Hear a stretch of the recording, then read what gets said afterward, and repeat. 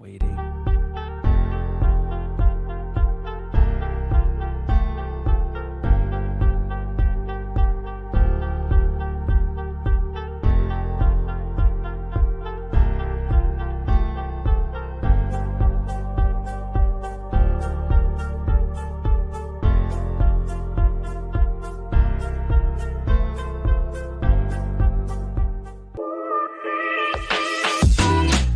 Welcome to Dental Unscripted,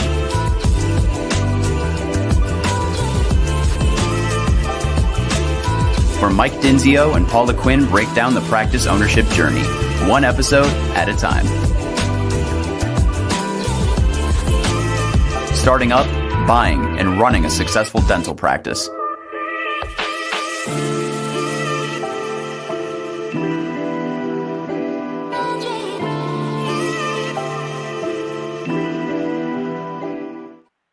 Hey guys, welcome back to another episode of Dental Unscripted. My name's Michael Dinsio. I also have my amazing business partner, Paula Quinn, on the show. And we have a fun guest today. You are in for a treat because we talk a lot about demographics and the startup process. We also talk a lot about it with acquisitions. But today, you get these really fancy demographic reports. How does that translate to marketing?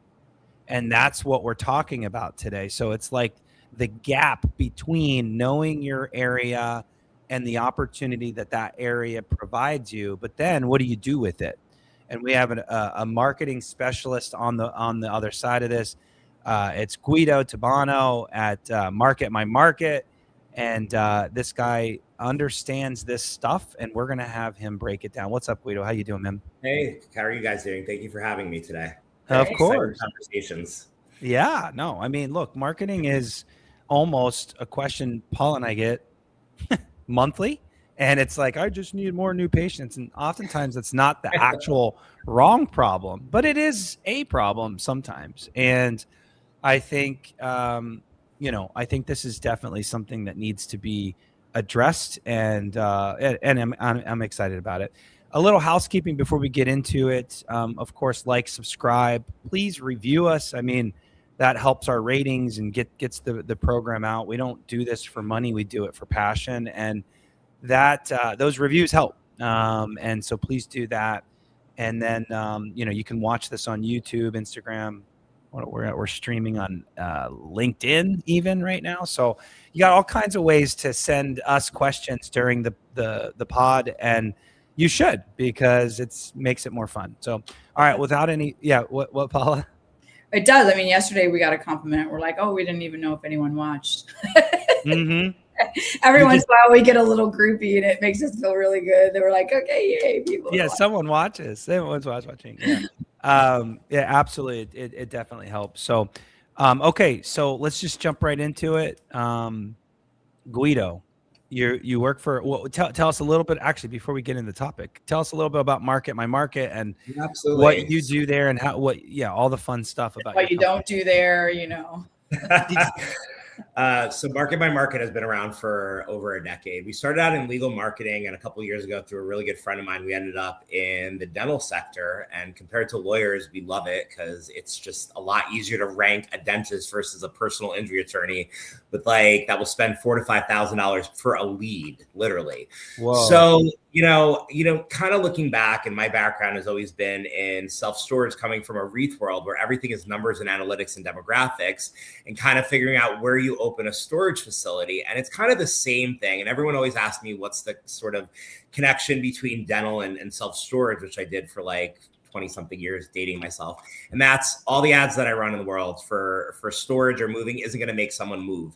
And it's the same thing in dental. You either need a dentist or you don't. No matter how good you are, you're either in pain, there's some sort of trigger, you're a service industry that makes you look up a dentist. And it's a fast buying cycle because as much as they love you, no one is browsing around on dental websites like you're looking for a Hermes bag or picking out a car or a house. It's not fun. Right. And again, no one wakes up in the morning and goes, I really want to go to a dentist and spend money, or whatever. What? It is. That's just really connection. Right.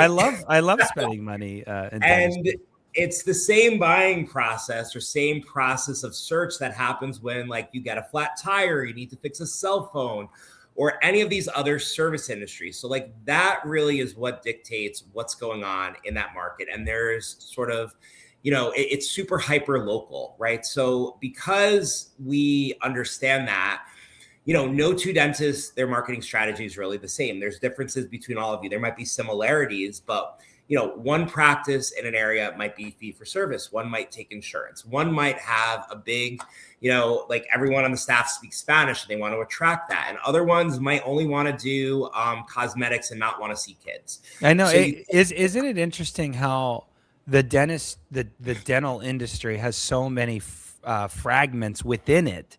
I mean, we get on calls every day. And yesterday, a guy wants to just do root canals or extractions. He just wants to do extractions, and he's going to you're going to do a flat fee and no insurance. And it's going to be, the fees lower than what you pay for insurance. And he doesn't want to deal with it. And he's just super granular. I mean, that's such a boom, and then there's everybody else. It's crazy how fragmented the dental business is. That's right. I cut you off. But everyone says the same thing. I want new patients. I want new patients. I want new patients. Well, but what does that mean? Let's trail that right into kind of the first topic for you today, because this demographics to marketing gap, I think is a real thing. And you're talking about the market, specific market, that a very localized, condensed, specialized market. I mean, everybody's market, I think marketing companies just market generically. A lot of them do. And instead of really honing in on the biggest employers in a zip code or whatever. So getting super granular is the key. And I think that demographic gap is the answer. So first of all, where do we start a location? What do you think is a good area and not a good area when you're reading your demographic reports? So there's a couple things that we do, because again, we've tied in a bunch of agency analytics into the demographic studies that we do for free, which kind of helps us cherry pick the best practices to work with. Like a good marketing company should always start with a demographic study to see if like what you want is actually feasible, because if there's not enough people searching, it's not going to happen. We're not going to make that happen even with marketing. So what I look at is a couple key metrics. Number one, I want to be in a growing population. Populations do not grow overnight. There's some markets right now in Florida, Texas, California, where you have negative population growth following this post-COVID like rush of people there. Two, what does that population look like? If you don't want to see kids and you want to see like only do cosmetics, then that 55 and over population has to be good, but it also has to be like kind of growing in that sector too.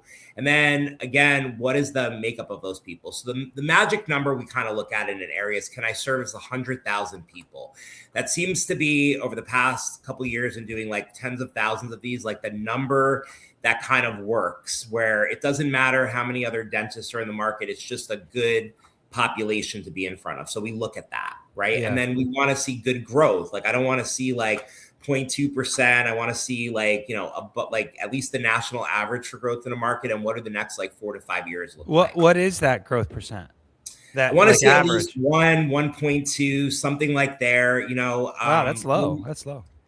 Well, again, it just also depends on slicing and dicing the market. In some markets, you're going to see a lot higher, but again, it's like sort of national averages and then breaking it down to like, look, in some areas where now we're getting people like parts of Ohio that are growing pretty fast, like a 1 to 2% growth in an area that had like 40,000 people is like kind of high, So again, we're talking general. It really comes down to that market and what you're doing too, right? So so growth is your big one. Okay. Growth is the big one, right? And then the main thing is like, and again, a lot of doctors get fixated on this like provider to population, like sort of number. Mm-hmm.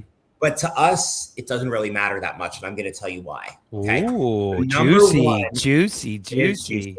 Okay. If I am looking for Michael Dinsio, the dentist, I am doing a branded search. If I am looking for an Aspen or, whatever the company is, I am branded searching, looking for them. I'm typing in that name. Yeah, I am not saying I need a dentist near me. So going back to what I said, that all the ads that we do is not going to make someone search for a dentist unless they need it. Those generalized terms, which you can pull from Google and other analytics, you can see. So that search volume has to be of a certain like number, because we're not going to be able to make that up, because you as a new doctor or someone opening a practice there is pulling from those generalized searches that happen every month. So you have to look at that.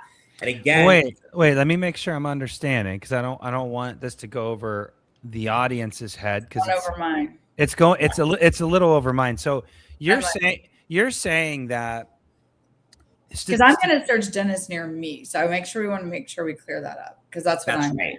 You're going to search dentist near me, but dentist near me, right? Okay, so you're searching. Hold on, you're searching for that, right? But if I'm in a population of 10,000 to 1, which is a freaking amazing location, just anybody searching dentist near me, there's only going to be a few options. So debunk this, like versus.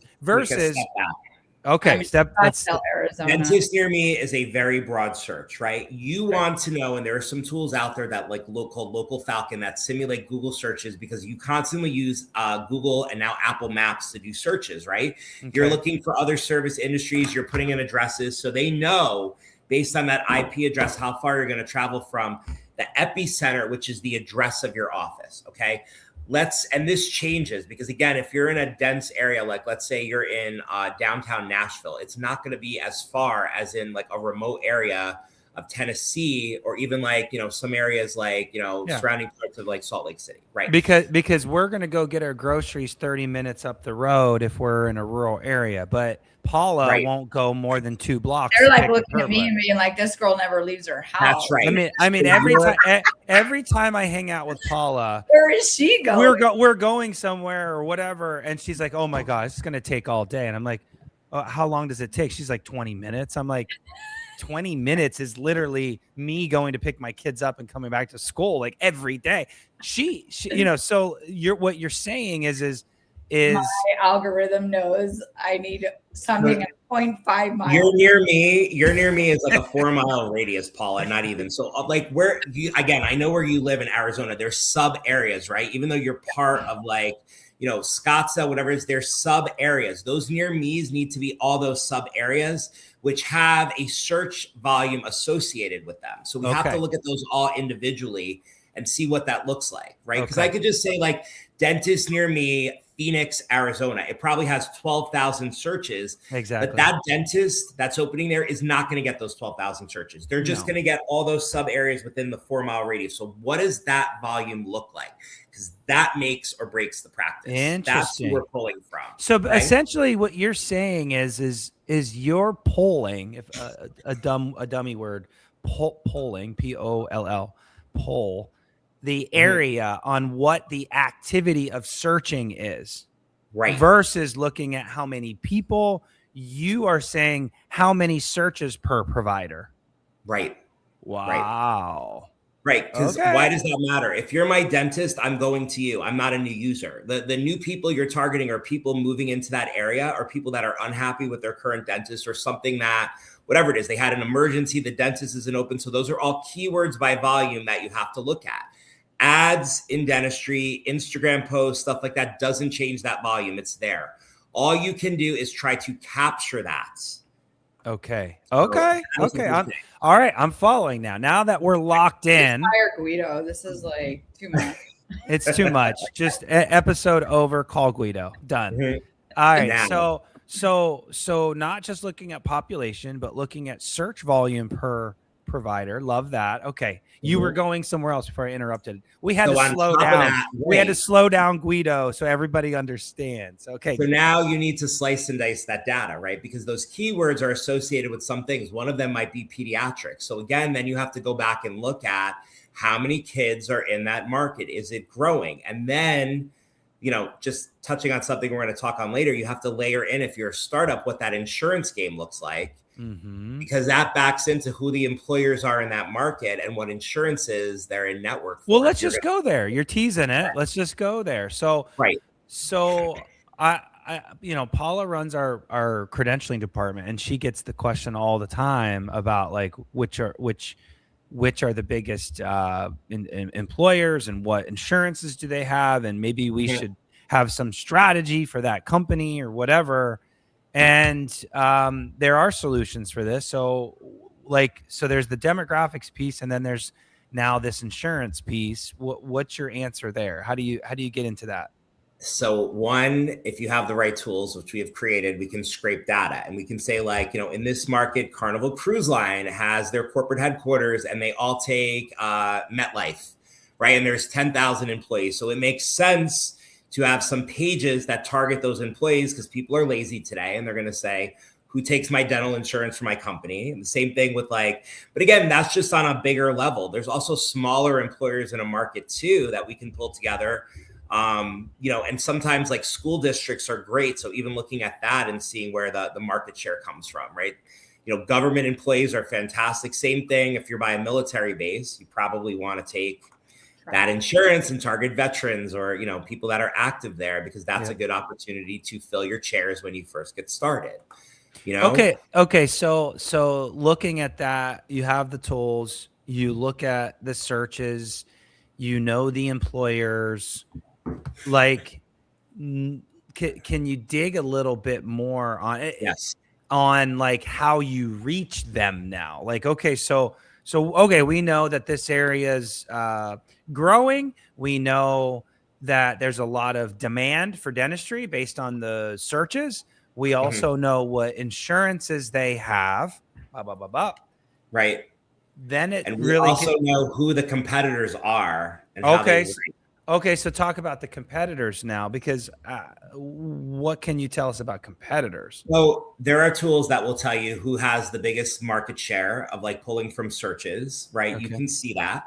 And you want to list like the top 10 pretty much. That's what we're worried about, right? After the first page of anything, you're pretty much invisible, or you're hiding you hide dead bodies there. Like no one's looking. Yeah, no, but so you can see that. Now there's two parts to this, right? Because again, you can get some DSOs that are players that have a lot of market share and bad reviews. Okay. So in dentistry, this is what happens. Somebody does a search, right? Or they ask a question. I'm looking for a dentist near me, or whatever the question. What is a dental implant? How much does a dental implant cost? Searches come up. They look at your reviews. Okay. If your review game is not on point, they are not going to go on to the next step, which is land on your homepage, right? So we look too at who those competitors are and how strong the reviews are, because you don't need that to rank. Okay. You can rank with very few reviews and play Google or ChatGPT's game, know how to manipulate the algorithm, but human behavior is going to come in service industries, and you're not going to go with that office. You're just I'm glad you're talking about that, because there's too many conversations about ranking and how do I get onto ChatGPT and all of that. And that all obviously is very important. That's step one. But then, the behavior part is key. A lot of marketing companies talk about behavior, but a lot of companies don't understand how to get you ranking. And to me, it's the combination of, if you land on someone's website and it's the sexiest website in the world, and it's appealing, and there's amazing videos, and it's pulling you in, that's great. But if no one finds your website, right, it's over. Right. So you need to drive traffic, right? It's got to be a combination of, yeah. Right. And there's some other stuff in here too, just to touch on it, because I think it's good to kind of like talk about tips. Everyone gets very fixated on the visuals, but again, if you don't drive traffic, then no one is going to see what you exist. And again, you could have the most beautiful, gorgeous website in the world, and if it's not, what they call CRO, conversion rate optimization, which means you don't have the right calls to action, they click off. They're not shopping you for how pretty you are, unless it's, again, there's exceptions. You have like dentists that are big into cosmetics. So it's like veneers, some of the full arch stuff where it's very visual. But the CTAs, these calls to action that matter the most, it's like, what's the number one question they ask you when they call? Paula, what's the number one question patients ask when they call? Oh, it just depends. I'd say, are you taking new patients, or how much is something? Or insurance? Or insurance. Yeah. Do you take my insurance? Right. Yeah. Number one thing. You take my insurance. Your biggest CTA, while every dentist writes about blah, blah, blah, best smile, number one, whatever here, da, da, da, da, all generic. The number one thing they're looking for is, do you take my insurance? So that means you either work with insurances if you're out of network, or you do take insurances, which is the first thing they should see. The second thing is we are accepting new patients, right? Because no one feels like wasting time calling. Number 3, do you speak another language? Because Spanish is pretty predominant, and so is some other things in markets, right? Followed by, a trust bar for reviews that should pull right in, because they want to see not you posting someone that someone said, because that's not really a trust factor. And then these other things about the cost. Do we have payment plans? Do you have in-house plans? Like, those are the 5 top calls to action that drive them to the next steps. Love that. Which is you get a lot. Do you see, Guido, do you get a lot, like if people, like the membership plans that are really huge now, like if I don't have insurance, what would they ask about that? It's all positioning, right? It would be like payment plans. It'd probably be like, do you take payment plans? And then you could explain. But the thing is, this is the retail part of dentistry that DSOs have brought in here, right? So no one understands really what that means. You know what they understand? No insurance, no problem. Ask us about our in-house plan that has something that clearly defines and shows how things work. So even if you charge $5.99, state it how it is monthly, because the whole world works on cash flow. So what would someone search? What would someone search? Right. I don't have insurance. No insurance. I don't have dental insurance. Right. So, or again, they're going to still start with the generic search, which is, I need a dentist near me. And then they're going to look for that on the sites, because that is a call to action that answers one of the questions that they ask. Yeah. Or they might say, how much is a dental appointment near me? And which means you should have that embedded. And that's the answer-based search you're seeing everywhere. So you should be answering those questions within the website. Isn't that crazy? So like, that's where the AI stuff's really coming into, because you're starting to ask Google and Chatty all the questions, and it's not now a normal search. Now it's an answer. So it doesn't necessarily say it on your website. It's embedded in there. It'll have something like no interest in content, but the nuances or some. Okay. Yeah. But the main thing, going back to the progression of what they do, is they ask a question, look at reviews, go to the homepage. They're looking for calls to action there. If that aligns, then they go to the doctor profile, right? Financial page, which should be very clear, understanding dental insurance, not all this crap with pictures of insurance up there that no one knows what it means. Like, make it for like a 5-year-old. What does in-network mean? What does out-of-network mean? What does fee-for-service mean, right? And then from there, it shoots off into, do you have payment plans? Do you have an in-house plan on separate pages with calculators? And then it's contact us. Yeah. But you should be able to contact you on it should go with you everywhere. Like, no one wants to talk to people anymore. Again, you teach on scheduling. It's an art. You don't want to open up your whole schedule, but like as an overlay or something to drive new patients and stuff, you should make it very easy for someone to. I just had that conversation yesterday. Just don't open the whole thing up, but you have to have it. No. I will not. Matter of fact, I have I'm don't laugh at me, but I'm taking my dog to physical therapy, and I'm trying to be a new patient. When I say that I have 15 times. I've called them. They've called me back. I've called them. This has been a 3-day process, and I still don't have an appointment for my dog. Can I just? It's literally going to book appointments for you. Yeah, right. If they weren't referred by the other vet that says they're because physical therapy for a dog isn't a normal thing. If it was just a normal vet, I'd have moved on a long time ago. I can't. Take it. Mm-hmm. Well, but something I can chat with somebody besides this game of phone tag. So. Okay, so the lesson learned today, because this is an express, I'll call it an express episode, is really understanding the area in a deeper way, a more intimate way than just a basic patient to provider population ratio. It's understanding that particular area and the demand and the search that people are asking and the insurances that are popular. And then it's taking it a whole nother level to some CTAs, the call to actions, next level, taking this whole thing to the next level. And then so then it's really about the call to actions and having content that gets picked up by Google, AI, all the things on those 5 things that you said in the episode. and having an answer for all 5 of those things in the website. I heard all of that. Is there anything else that you just want to drop the mic on as far as demographics and location and all this entire topic? So everything is based off of that and what you want to do. And it has to align with who you are also too, right? You just can't make something like work, right? So, it has to also align with who you are and what you want to be and your work also too. And does it fit into that area you want to open? You can't change people there and they're not going to change you either. So I think that's really key. Also those things should affect your hiring, right? Because if you see certain things popping up like Hispanic populations or aid, whatever it is, then look at that because those are your people. The dentist is the third touch point. They're literally going to call, see whoever walks in, your greeter, your front desk person. They've already kind of made a decision at that point. If they're waiting too long, didn't have a good phone experience. So like that really matters. AI can't replace that.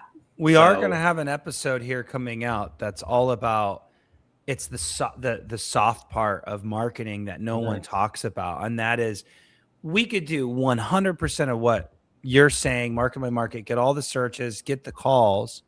But if there's a fumble in office, and Paul, I'm going to need you for that episode. If there's a fumble in office, fumbled on the insurance questions. It's over. So Guido and the marketing company could do all the best job, get you the calls, but there's so many ways that it fumbles on the 1 yard line. It drives me as a consultant, Paul as a marketing company, like that. I can't imagine how many calls you get saying, I'm quitting you. You're like, what do you mean? And they're like, I'm quitting you. We get no new patients. Well, you get no new patients because you fumble but I get you a shit ton of calls. Like, whose fault is that, right? So you got to track that also. Like, nothing just happens out of the blue. So those are where you want to get in early on with working with someone like you. And it's like you do a secret shop in the first 6 weeks and you're like, listen, this isn't going to work. There's nothing I'm going to do that's going to work. I mean, you got to be transparent about it. We're one team together. We're not just sending you reports. Well, it's like, we will get to that, but that is the one reason why I love mailers for a startup. Not because mailers always work, but because the mailing companies listen to every call, the ones we use anyways. And it gives us a chance to listen to that call 100% of the time. And you can see if that front office person's doing the job. So also, I think that everyone has been flooded with like digital and social. So like when you get a piece of mail now, it kind of sticks out. So we've gone completely in the opposite direction because we're seeing open rates on mailers. Like it's true. I always attributed it to like COVID because you were kind of like stuck at home. So you're like, oh, I got junk mail. Yay. Yes. I was just gonna say that. Yeah. It's right, like because you're just flooded in a digital world with social media ads and other stuff too, that it's just constant. So when you see something and you're like, okay, it's a little outside of it. So everything's comes back full circle. So we're back to like mailers sort of working in back to the 80s. We're back to the 90s, I think now. That's right. I pegged my jeans just yesterday because they need hem. So I'm bringing it back. All right, guys. With that being said, let's wrap the episode and move on. Guido, thanks so much for your time today and your expertise. I want you guys to really think about how demographics really does affect your marketing strategy. It's just a big miss. Your marketing company should be talking about it. And the whole game has changed in marketing in the last year, the whole game. And so this is the stuff we should be talking about, not pay-per-click and all the things that we used to do. Today, this is the way. So, all right, guys, without further ado, closing it down again, like, subscribe, all the things. We'll see you on the next episode. Talk to you soon. All right. Bye, guys. Bye.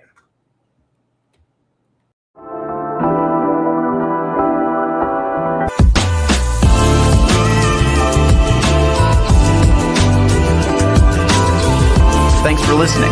Let us know how you like the show. Rate us on Apple and Spotify. Subscribe and follow for more.